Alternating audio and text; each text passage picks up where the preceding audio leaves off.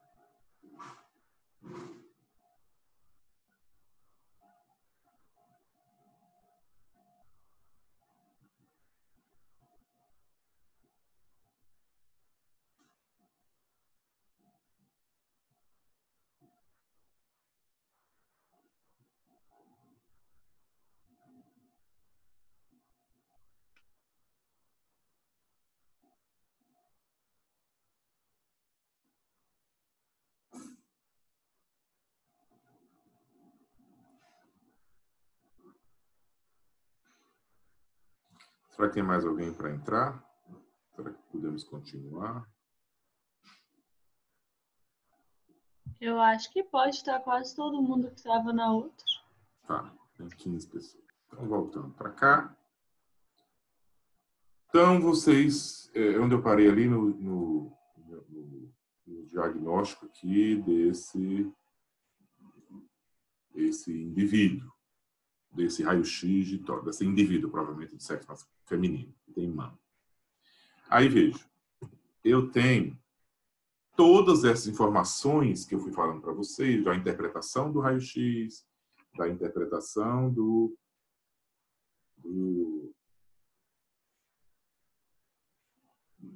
de olhar partes moles, depois partes ósseas, depois o próprio pulmão, coração, seios coxofrênicos, cardiofrênicos, enfim, tudo isso. Você já tinha essas informações armazenadas, só que você foi buscando elas para elaborar o diagnóstico. Essa paciente tem uma pneumonia aqui do lobo médio do pulmão direito. E aí, se tiver um familiar próximo, diz assim, doutor, está muito grave, ela vai se salvar, está perto de morrer, e você, a partir das informações que você tem, que você já diagnosticou, você tem condições de dar o prognóstico, que é o futuro, prever o futuro. E você vai responder, não, ela vai ficar internada aqui uns 4 ou 5 dias, tomando antibiótico, mas ela vai ficar bem. Não vai morrer disso aqui, não. Então, você está elaborando um prognóstico. Tudo isso que eu estou falando para vocês é função do córtex de associação pré-frontal. Só que ela vai buscando informações que você já tem na sua memória. E à medida que ela vai usando essas informações, ela vai descartando. Então, a memória de trabalho, ela inclusive, não era nem para ser chamada de memória, porque ela não é, quando a gente fala memória, é algo que eu consigo lembrar, é algo que eu consigo evocar depois. Mas a memória de trabalho é como se fosse a memória RAM do computador. Quem entende de computador, a memória de trabalho é a memória RAM. É aquilo que eu estou utilizando agora para fazer várias atividades no meu computador. Eu abri o Zoom, abri o e-mail, abri sei lá o quê, abri a aula, abri o PowerPoint, abri o Word, abri não sei o quê, tudo junto, trabalhando para eu desempenhar a função aqui do meu computador. Então, isso é memória RAM. Eu consigo fazer ao mesmo tempo. Isso é a memória do trabalho. Aí, num comparativo com o computador, se nós tivéssemos condições, né? Mas é sempre um erro comparar a nossa função nervosa com o computador, porque a nossa função nervosa tem muito mais subterfúgio do que um computador, por mais moderno que ele seja. Então, veja. Desta forma, a gente está elaborando falas de acordo... elaborando falas, não, ou escrevendo também pode ser. Linguagem. Está se comunicando através da aferência e referência de linguagem. E aqui nós temos 2 exemplos clássicos que nós, na verdade, já falamos. Aqui eu estou ouvindo a palavra. Eu falo assim, Júlio Bride, por favor, repita a palavra neurociência. Eu estou falando. E o Júlio lá escutando, ó, é a área auditiva primária, que aqui embaixo, depois vai para a área auditiva secundária, e aí vai o comando para onde? Para a área interpretativa, que é a área de Wernicke. Então, a palavra que eu pedi audição para o Júlio repetir, ele aqui, através do fascículo arqueado, manda o comando para a área de Broca, só precisamos falar a palavra neurociência. E a área de Broca comanda a sua decisão para a área do córtex motor, porque a execução da palavra falada vai ter que ter participação de músculos da respiração, músculos da boca, músculos da língua, da faringe, da laringe, da garganta, enfim, vários músculos juntos para que ele consiga falar a palavra neurociência. Ao mesmo tempo, se eu desse um papel para o Júlio Bride ler, falando assim, lá escrito no papel, estava assim, pronuncie a palavra neurociência. Ou seja, não falei, não foi do auditivo, foi lido. Se foi lido, foi leitura, foi o córtex visual primário, que leu a palavra, foi para o giro angular, que é aquele interpretativo da visão, aí ele entende o que é que estava, o comando que estava escrito, e aí vai para a área de Wernicke, e daqui para frente o caminho é o comum. Da área de Wernicke vai o comando através do fascículo arqueado para a área de Broca, e a área de Broca manda o comando, e o Júlio vai lá e fala neurociências. Porque aqui ele leu o comando que era para pronunciar a palavra neurociência.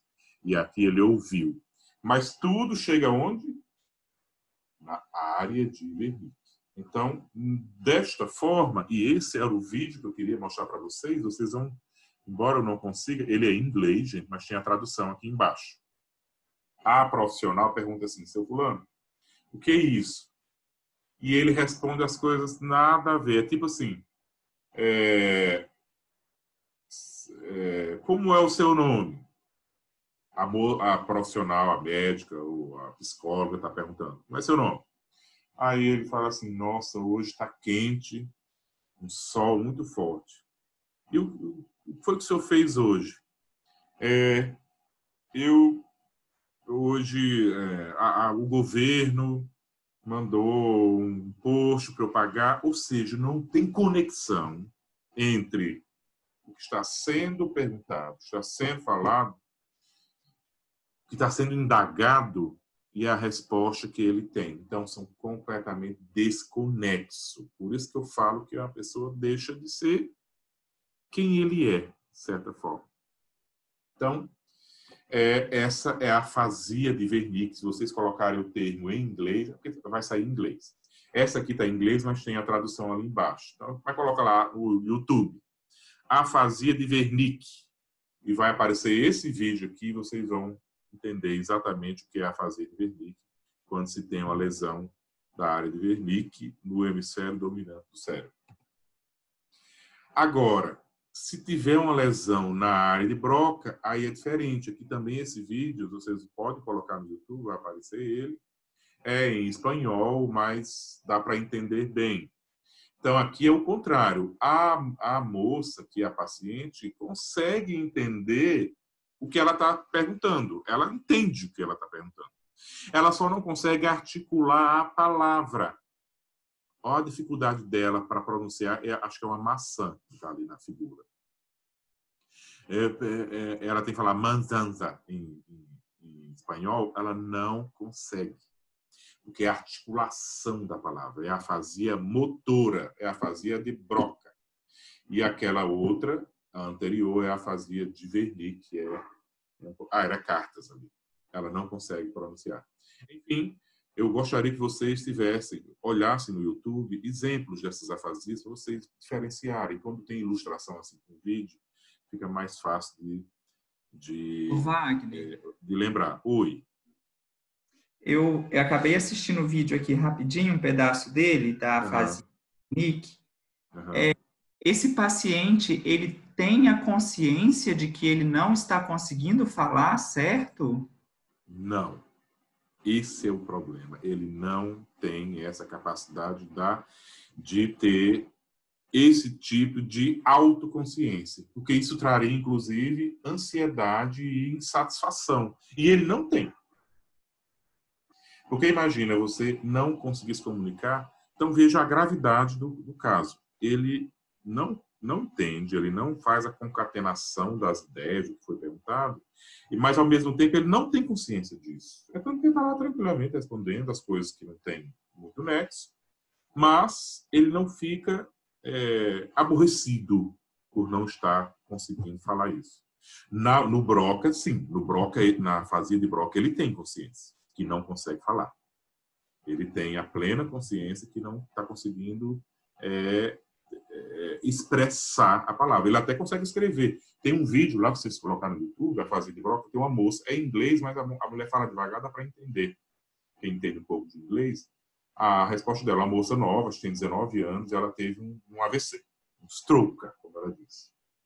E, às vezes, a moça pergunta uma coisa e ela vai lá, não consegue falar, aí ela vai e anota, ela está com uma prancheta, uma caneta, ela anota, aí ela consegue pronunciar. 19, que ela está respondendo a idade. Então, assim, na Broca ela tem entendimento, ela tem a real capacidade cognitiva, ela só não tem a articulação da palavra em si. Então, eu diria que seria menos grave a afasia de Broca. Continuando, o Diogmar, respondi você? Sim, sim. Obrigado. Okay. Wagner, posso perguntar uma coisa também? Sim. Sobre o giro angular, ele ser uma área associativa. Na pessoa com dislexia ou não, o córtex visual primário também teria o de associação visual. Ele não teria nenhuma importância? Ele também não consegue passar nenhuma informação? Porque no córtex visual primário é o de enxergar. Então, no córtex visual primário, se ele tiver uma lesão, você fica cego. A cegueira neurológica. Você não consegue enxergar. É a primeira área que chega a informação do que você está enxergando, né? E a área de associação, que é do giro angular, você até chega à imagem, você está vendo a palavra e tudo, mas você não consegue interpretar o que ela está querendo dizer. Então, a área associativa é um nível mais superior, hierarquicamente falando, porque é da interpretação. Enquanto que a área primária é da visão em si, do processo visual. Exatamente o que vocês vão apresentar amanhã no sessão tutorial. É a parte do córtex visual primário. Amanhã, portanto, não precisa ter a parte interpretativa. Tá? Lá no Guide tem isso, mas vocês podem cortar. Já até falei para o pessoal do meu grupo. Mas continuando aqui, gente, vamos terminar os slides. Aí eu abro de novo a reunião para a gente ter só perguntas. Vão anotando aí para vocês não esquecerem. E a gente fica para depois. Senão eu não consigo terminar os slides. E aí tem que gravar. Então a primeira parte acabou de gravar agora. E o pensamento? O pensamento, o que é o pensamento? Eu estou pensando agora. Igual esqueci o nome que estava falando ali, que não conseguia dormir, pensando nas mortes, pensando no coronavírus e tal. Então, pensando. O que é esse pensar? Esse pensar, ela tem que ser por essa interpretação aqui, dessa teoria mais holística. Porque o pensar, gente, eu tenho a ativação de várias áreas neurológicas ao mesmo tempo.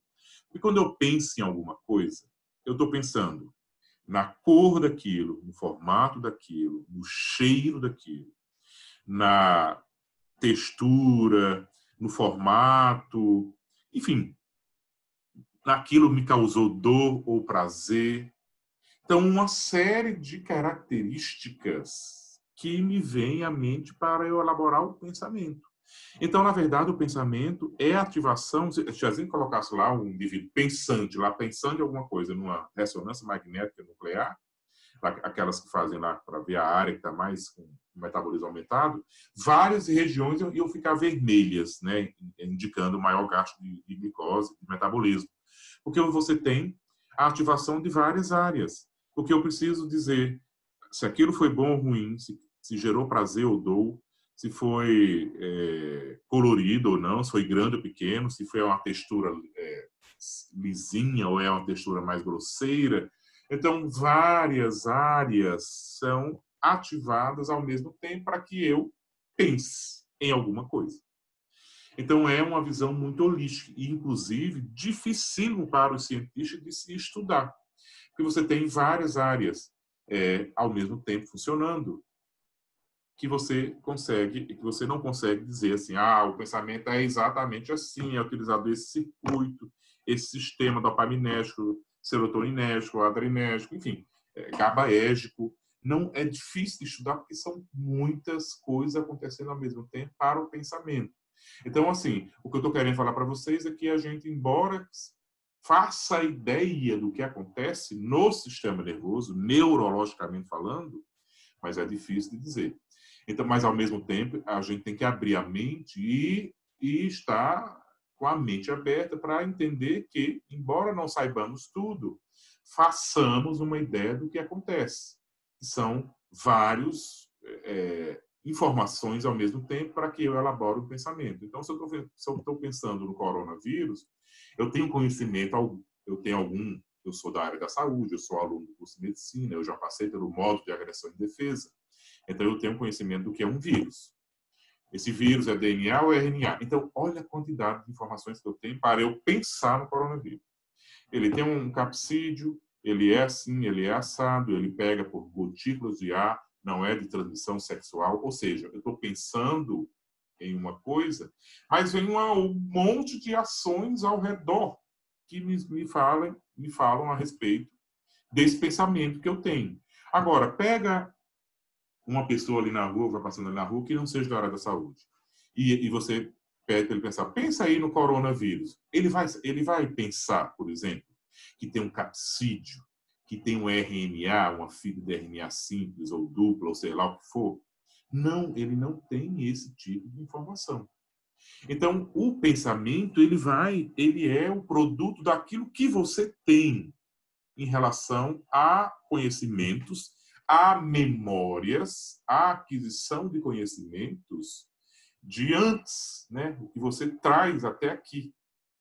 Então, é uma coisa assim, difícil de explicar, de falar, mas eu quero que vocês, assim, pelo menos abram a mente para dizer assim, o pensamento é difícil de explicar, mas assim, é algo que é holístico, que várias áreas, desde o tronco cerebral, desde a medula espinal, até lá no córtex cerebral, tem ativação de várias áreas para que eu pense, para que eu raciocine sobre qualquer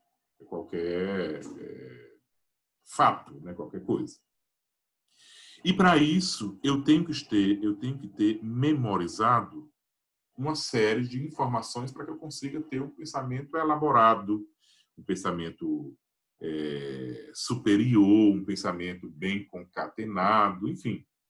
E essas memórias, elas estão armazenadas em determinadas regiões do nosso cérebro não, encéfalo, mas na medula também tem, e que nos permitem elaborar respostas, seja ela resposta motora, seja ela resposta verbal, seja ela uma resposta intelectual ou de escrita, enfim, de fala. E essas memórias, elas têm de vários tipos, né? Principalmente quando a gente fala memória, eu estou me referindo sempre às memórias positivas, que é aquelas que sofrem sensibilização das sinapses, mas elas são a de menor número. A maior parte das nossas memórias são as memórias negativas. O que significa isso? São memórias que vão sofrer habituação das sinapses. Porque memórias negativas são aquelas memórias que eu não preciso armazenar. Então, vocês estão sentados aí agora. Então, o bumbum de vocês está sendo comprimido na cadeira. Vocês, um está de calça, o outro está de bermuda, a outra está de saia. E aí, a parte da roupa que está encostando lá na pele está gerando um sinal, porque a pele tem receptor para tato. E tudo isso está sendo enviado lá para o cérebro. Mas a gente não precisa armazenar esse tipo de informação. São informações irrelevantes. Elas simplesmente vão ser habituadas. É igual quando eu moro lá numa roça, numa zona rural, e tem um grilo cantando cri, cri, cri, cri. Ao longo do tempo, quem mora lá nem se incomoda mais com aquilo. Aquilo habituou-se. O sistema nervoso, houve uma habituação. Aquilo não incomoda mais, aquilo não é como se não existisse. Só se eu prestar atenção, só se eu me prender a minha atenção naquilo. Mas, normalmente, aquilo tem uma habituação. Então, a maior parte das nossas memórias são negativas. Elas vão ser simplesmente descartadas por irrelevância, por desuso. Quem determina muito isso é o sistema límbico, a amígdala. Porque aquilo que me traz emoção, uma emoção visual, uma fragrância, um cheiro, uma dor, algo que me tocou, que explodiu lá longe, ou algo que me chocou, isso sim vai ser digno de ser memorizado. Então, é meio que a amígdala do sistema nervoso que determina o que vai ser digno de ser armazenado e o que não vai ser, que vai ser descartado, que serão as memórias negativas. Sendo que as memórias negativas são a de maior número no nosso dia a dia. Tem outras classificações. Essa classificação aqui é muito utilizada pelos neurofisiologistas, por todos aqueles livros que eu li ali do Ivan, do Roberto Lente e mesmo do Guy, que utilizam essa classificação, que é a memória declarativa, é a memória como nós pensamos em memória, a memória que eu guardo de um ambiente, de um livro, de uma aula, da roupa de fulano, enfim. São as memórias, como eu conheço como memória, informações. A memória declarativa, portanto. E tem um outro tipo de memória, que são as memórias de habilidades, memórias procedurais, memórias de procedimentos, que são memórias motoras. Ora, você nasceu sabendo andar de bicicleta? Não, você aprendeu depois. Mas uma vez que você aprendeu a andar de bicicleta, nunca mais você esquece. Porque ela foi um aprendizado, ela é uma memória, mas ela fica guardada de uma certa forma que você praticamente nunca vai esquecer. Mesmo que você tenha Alzheimer, você ainda vai se lembrar das suas atividades motoras, você ainda vai conseguir abotoar a camisa na hora de se vestir, mesmo paciente com Alzheimer grave. Então, essas memórias de habilidades, memórias procedurais, elas são memórias, mas elas são um aprendizado motor. Provavelmente, né, são palavras minhas, não está escrito, mas muito associado com a memória guardada no cerebelo, inclusive. Essa memória procedural de habilidade. E a memória declarativa é aquela memória semântica, aquela memória de situações, a memória de informações que eu tenho, de experiências, de relações temporais. Ora, o que foi... Vocês não eram nascidos, não, mas eu já era nascido, já bem grandinho, quando teve o ataque das Torres Gêmeas, lá em Nova York. E eu lembro absolutamente com todos os detalhes o que eu estava fazendo, o que eu estava, onde eu estava, tudo. Eu morava em São Paulo, já era residente lá do INCOR na época, quando aqueles aviões bateram nas torres. Então, se pergunta a uma pessoa que tem mais de 30 anos, o que você estava fazendo lá no dia 11 de setembro de 2001? Quase 100% das pessoas vão saber, porque foi algo que chocou, foi algo que teve emoção. Então, as pessoas lembram mais aquilo que tem emoção, aquilo que mexeu mais com ele. Todo mundo vai lembrar o primeiro beijo. O Saulo aí até contou pra gente lá na sessão tutorial a memória que ele tem do primeiro beijo que ele teve lá em Governador Lindenberg. Então é algo que marcou a vida dele, que teve emoção. Então essas coisas ficam marcadas. Então, tudo que envolve várias sensibilidades, de cheiro, de fragrância, de cores, de músicas, enfim, ficam guardados de melhor forma do que algo que seja relevante. Então, talvez você não lembre mais o nome daquele menino que era bem caladão, que tinha lá quando você estudava no colégio ainda, no ensino fundamental, no ensino médio. Ah, o menino que sentava sempre lá naquela ponta, lá no canto da parede, nunca falava nada, era bem quietão, às vezes você não lembra mais nem dele, nem do rosto dele, nem do nome dele. Mas aquela popularzinha que era toda para frente, lá na sua torre, você lembra. Então, essas coisas são levadas em conta pelo sistema nervoso na hora de guardar essas memórias. Em relação temporal, nós temos memória de curto prazo, prazo intermediário e longo prazo, que a gente vai se deter um pouco mais agora. Então, a memória de curto prazo é aquilo, por exemplo, que eu pego para digitar um número de celular, para digitar um número no celular para ligar. Então, é 9977, periri, pororó, o número lá. E aí eu digito, ligo, mas daqui a 10 minutos, talvez, eu não lembre mais aquele número que eu acabei de digitar. Então, a memória de curto prazo, ela dura minutos, segundos a minutos, no máximo horas. Então, são o que nós já discutimos naquela aula de sistema nervoso motor, neurofisiologia motora, daqueles circuitos reverberantes. Acredita-se que essa memória de curto prazo seja de circuitos reverberantes que explicam a neurofisiologia dessa memória de curto prazo.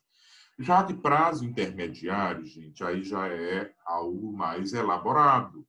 Já tem alterações químicas ou físicas na sinapse daquele circuito daquela informação, daquela memória. Então, aqui é o exemplo que foi aí do grande neurocientista reconhecido mundialmente, Dr. Eric Kandel, que ele estudou muito um molusco que chama Aplysia. Essa é a figurinha do Guyton, tá? Essa aí. E a Aplysia tem um neurônio grande, fácil de se estudar, e ele descobriu que o que acontece na Aplysia, que é um molusco lá do mar, é o que acontece em qualquer ser, em qualquer mamífero. Guardado algumas diferenças, mas o processo básico é o mesmo. Então, aqui nós temos um neurônio sensitivo em sinapse com um neurônio motor. Então, aqui uma sinapse que era para ter algum grau de memória. E aí, essa sensibilidade, sei lá o que é, para Aplysia, não sei o que é sensibilidade, mas pensemos que foi um toque assim na pele, né, lá na estrutura da parede da Aplysia, desse molusco, e aí vinha essa informação sensorial, passava para cá.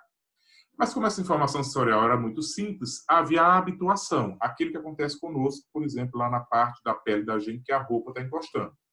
E aí essa memória não durava nada. E aí o Eric Kandel fez o seguinte, ao mesmo tempo que vinha aquele estímulo sensorial, que era tocar lá na pelezinha do molusco, ele dava um estímulo nocivo, que era uma corrente elétrica que causava dor, junto. Aí agora sim, um estímulo nocivo, que era um choquezinho que ele dava,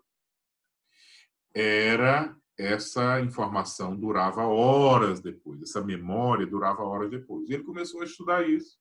E ele viu que, no caso da Aplysia, o que acontecia? O estímulo nocivo, dado junto com o estímulo sensorial, ele liberava aqui serotonina, a serotonina ligava no receptor, era um receptor do tipo metabotrópico, ativava uma proteína G, que por sua vez ativava a adenililciclase, que por sua vez transformava ATP em AMP cíclico.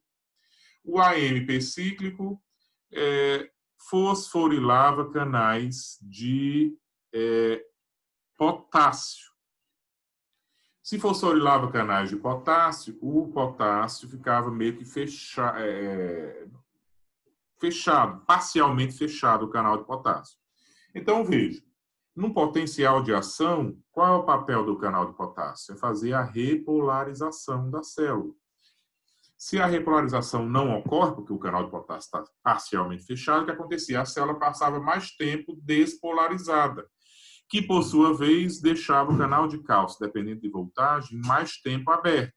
Com maior entrada de cálcio, acontecia o quê? Maior liberação de neurotransmissor. Olha a quantidade de eventos sequentes, um na sequência do outro, subsequentes, que acontecia quando eu tinha um estímulo nocivo junto com o estímulo sensorial. Então, acontecia alteração bioquímica dentro da célula, que era o aumento da concentração de cálcio, e isso levava a maior liberação de neurotransmissores, e isso durava horas, ou seja, era uma memória aí de prazo intermediário. Teve casos que ele conseguiu que durasse 2 semanas essa memória desse estímulo sensorial dado junto com o estímulo nocivo, porque houve alterações químicas e físicas dentro dessa sinapse lá da Aplysia, que é esse molusco lá. Então, a partir desses estudos do Eric Kandel, houve uma evolução tremenda no estudo neurofisiológico. Já apareceu a janelinha de 10 minutos, tá? Não tem problema, a gente volta para a reunião e continua a aula. Quando ela fechar, ainda tem 10 minutos. E, portanto, essas alterações explicariam essas memórias de prazo intermediário. E, por fim, há as memórias de longo prazo. E aqui, gente, desculpem o palavreado, chulo, mas aqui o buraco é mais embaixo. Por quê?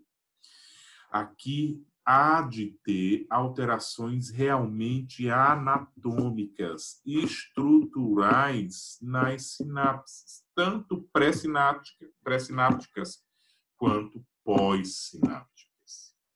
E aí, nessa memória de longo prazo, com essas mudanças anatômicas e estruturais, nós vamos ter aí desde aumento do número de vesículas, aumento do número de proteínas de liberação, sítios de ligação, aumento do número de sinapses, inclusive, aumento do número de dendritos, os dendritos crescem. Ou seja, há todo um processo que, no caso da memória de longo prazo, ele pelo menos descoberto até agora, pelo menos começa no hipocampo. Não se sabe se ele continua no hipocampo, é provável que não, mas ele começa no hipocampo. Daí que quem tem lesão do hipocampo não perde as memórias já adquiridas, mas perde a capacidade de formar novas memórias, que seria a amnésia anterógrada. E no Alzheimer, você perde as memórias do passado, então seria a amnésia retrógrada. Mas numa lesão do hipocampo, você teria a amnésia anterógrada, era daqui para frente. Está para trás daquela lesão, ele consegue lembrar, mas daqui para frente, o que ele fez agora, o que ele comeu agora, daqui a pouco não lembra. E aqui vem a parte principal dessa aula, que é esse entendimento da formação da memória de longo prazo com essas alterações estruturais nos neurônios. Esse aqui é exatamente o capítulo 3 lá do livro de memória do Ivan Izquierdo, que é um argentino naturalizado brasileiro. Todas as suas pesquisas foram feitas em Porto Alegre. Leiam o artigo, o capítulo 3, porque ele é importante. É tudo isso que está aqui nesse slide e no próximo. Então, tudo começa, gente, em neurônios piramidais, neurônios grandes, lá no hipotálamo. Lá existem neurônios que são glutamatérgicos. Os neurônios liberam o glutamato como neurotransmissor. O glutamato, ele se liga num receptor dele, que tem dois tipos de receptor do glutamato, o AMPA e o NMDA, mas primeiramente é o AMPA, e esse receptor ele é ionotrópico, ele é um canal de sódio, portanto, quando o glutamato se liga nele, o canal de sódio se abre, e você já sabe o que é que acontece quando um canal de sódio se abre. O que é que acontece? Despolariza a célula. Se despolariza, passa muito tempo, isso dura segundos a minutos com esse canal aberto, e o sódio entra. Essa despolarização persistente da célula leva a célula, pós-sináptica, portanto, a retirar o íon magnésio desse outro receptor, que é o NMDA. O íon magnésio meio que obtura, fecha o receptor glutamatérgico também, do tipo N-metil-D-aspartato, o NMDA. Então, tirando o magnésio, essa despolarização tira o magnésio, você vai ter a abertura desse canal. Esse é um canal que ele é tanto ionotrópico, que ele permite a entrada de cálcio, como metabotrópico. Ele também ativa uma proteína G. E o cálcio entrando agora, porque o NMDA está aberto, você vai ter uma maior concentração de cálcio, com maior abertura de novos receptores metabotrópicos, glutamatérgicos também, e isso leva a um crescente aumento de cálcio na célula pós-sináptica. Esse aumento da concentração de cálcio estimula outras proteinoquinases, como a calciocalmodulina sinase 2, 3 e 4, como a fosfoquinase do tipo C, fosfoquinase do tipo A e uma fosfoquinase estimulada extracelular, que é ERK, é como se fosse uma PKA dessa aqui, só que ela é extracelular. Então, vejam, uma série de enzimas que fosforilam outras proteínas. Isso é o que acontece quando a concentração de cálcio aumenta na célula. Essa calcicalmodulina sinase 2 e a PKC, que é a fosfocrinase dependente de cálcio, esse Czinho aqui é cálcio, fosforilam outros receptores de glutamato, e essa fosforilação desses receptores duram várias horas. Então, já vê que nesse processo de potenciação de longa duração, que é esse processo que eu estou explicando, não é mais milissegundos, não é mais segundos, são horas. Então, já vejo que o negócio é muito mais duradouro do que simplesmente hiperpolarizar ou despolarizar o neurônio. Essas proteinoquinases variam de acordo com a localização, se é pré ou pós-sináptica, né? E duram aí até 1 hora, aumentando, né, portanto, durante esse 1 hora, 60 minutos, a liberação de glutamato. Existe, inclusive, uma PKG, proteinocinase G, que ela aumenta na célula pós-sináptica. Deixa eu ver se está aqui. Não está. Aumenta na célula pós-sináptica a liberação de óxido nítrico e de monóxido de carbono. E esse óxido nítrico e esse monóxido de carbono tem ação pré-sináptica. Olha que loucura. Algo produzido na célula pós-sináptica tem efeito retrógrado na membrana pré-sináptica. É como se fosse o contrário daquilo que a gente espera, que é sempre a membrana pré-sináptica estimulando a pós-sináptica. Nesse caso, capitaneado pela proteína G, proteinocinase G, PKG, você vai ter o contrário, óxido nítrico e monóxido de carbono atuando de forma retrógrada, saindo da membrana pós-sináptica e atuando na membrana pré-sináptica, fazendo o quê? Aumentando a liberação de glutamato. Por fim, nós temos aquela proteinoquinase extracelular e a proteinoquinase dependente de AMP cíclico, a PKA, fosforilam fatores de transcrição. Olha, agora chegamos no ápice. Fatores de transcrição genética. Então, aí já dá para perceber que há, nesse processo de potenciação de longa duração, alterações estruturais. Porque se eu estou dizendo que vai ter transcrição gênica, eu estou falando que vai ter produção de algum tipo de proteína. Que proteínas são essas? Proteínas da adesão celular, proteínas que vão para os dendritos, proteínas que vão para as vesículas, proteínas que são receptoras, proteínas estruturais, ou seja, o neurônio está se alterando estruturalmente, porque eu estou produzindo, sintetizando proteínas, já que eu estou fazendo transcrição gênica. E esse processo dura quanto? De 2 a 6 horas. Portanto, gente, a consolidação de memórias dura quanto tempo? De 2 a 6 horas. Daí vem aquele negócio da gente dizer que não adianta estudar muita coisa, uma coisa atrás da outra. Assuntos diferentes. Você tem que estudar um assunto por vez e dar um intervalo de tempo até estudar uma outra coisa nova, porque aquele assunto que você estudou, você lê tudo sobre aquilo e espera um tempo para que haja consolidação da memória. Porque se você colocar um assunto novo durante esse tempo aí, aquele que estava sendo consolidado vai se perder. Enfim, a aula falta 1 minuto, mas a gente volta para essa mesma reunião, gente. E, por fim, tem o quê? Esses ERK e a PKA vão ativar essa proteína, que é um fator de transcrição gênica, que vão permitir a formação de RNA mensageiro, que vão lá para os ribossomos, fazer adesão celular, proteínas, na célula pós-sináptica. Por fim, ainda temos o mTOR, que é um sistema que também produz proteína sem a necessidade do RNA mensageiro, sem a necessidade de ribossomos. Ele ocorre lá no dendrito, que esse sistema é mTOR. Então, esse sistema mTOR também é uma síntese proteica que prescinde, que não precisa de RNA mensageiro e nem de ribossomo. Olha que coisa interessante. Ele ocorre lá no dendrito, longe do núcleo, longe do retículo endoplasmático rugoso. E aí a aula vai se encerrar agora e vocês já voltem para a aula. Falta só alguns slides para a gente terminar e eu abro para perguntas no terceiro momento. Ok, pessoal?